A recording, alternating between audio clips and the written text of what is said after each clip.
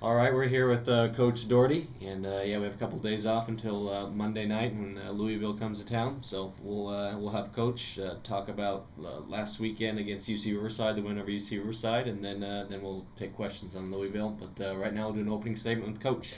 Hey, happy holidays. Good afternoon to everybody.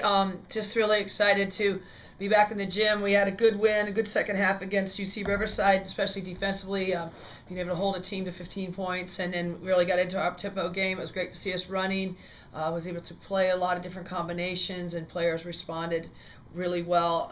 But, it's back to the gym and really trying to refine a lot of our system right now. We don't feel like we're executing the way we should be on offense, and we still have some miscues defensively that we're trying to clean up. But we're excited about the challenge ahead with two nationally ranked teams back-to-back within 3 days.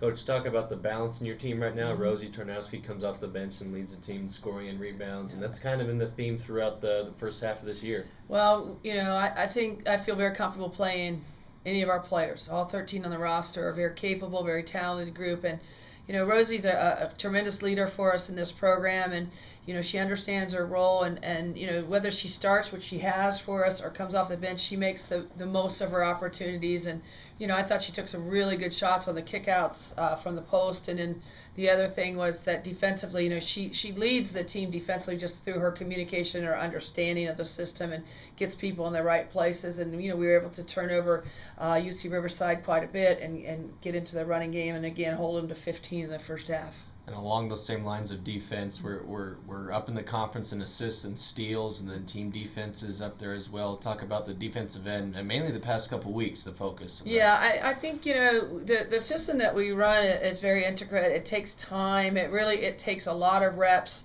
for people to understand the reads that are going on out there. And I think we're starting to settle in a little bit better each day on knowing our responsibilities out there. And because of that, we're starting to get into passing lanes more. It's also predicated on how hard we can pressure the ball at times. And, I think that our team's really taken that to heart, to get great pressure on the basketball so that we can extend passing lanes so that our teammates have time to get around, especially in the front line, and get into passing lanes and hopefully get steals that convert to easy buckets on the other end.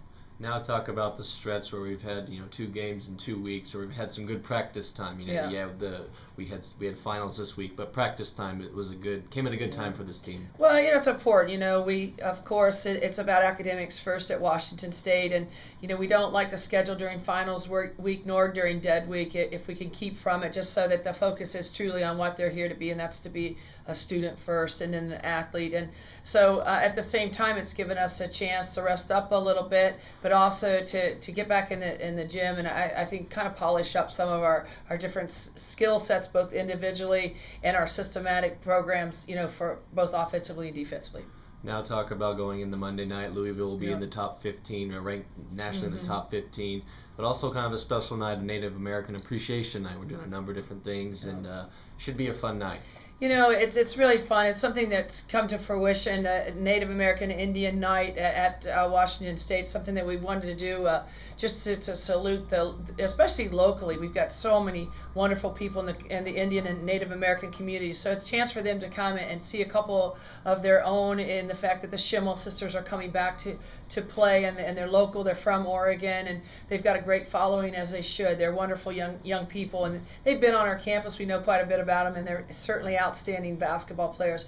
But it's a chance for people to come out during the holidays and really see a nationally ranked team against the Cougs here in Beasley at 6 o'clock on Monday night.